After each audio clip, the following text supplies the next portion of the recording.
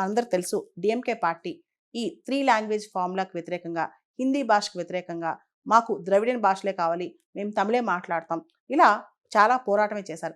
ఎప్పటినుంచో తమిళనాడులో anti Hindi agitation అనేది నడుస్తూనే ఉంది. అది ఎప్పటిది కాదనమాట.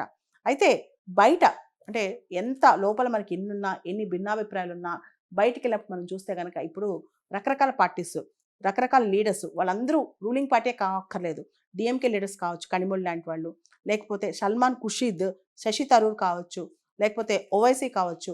వీళ్ళందరూ కూడా ఇప్పుడు ఈ పెహల్గాం టెర్రర్ అటాక్ తర్వాత అందరూ ఒకే తాటి మీదకొచ్చి భారతీయ స్టాండ్ అంటే ఇండియా యొక్క స్టాండ్ ఏంటి అని ప్రపంచానికి చెప్తున్నారు.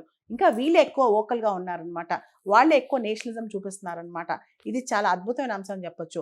ఈ టెర్రరిజం అంశంలో దేశం మొత్తం ఒకటైంది. దేశంలో అన్ని రాజకీయ పార్టీలు ఒకటయ్యాయన్నమాట. డీఎంకే లాంటి పార్టీ లీడర్స్ కూడా భాష విషయంలో కూడా బయటికెళ్ళి భిన్నత్వంలో ఏకత్వం అదే మా భాష అని చెప్తున్నారు.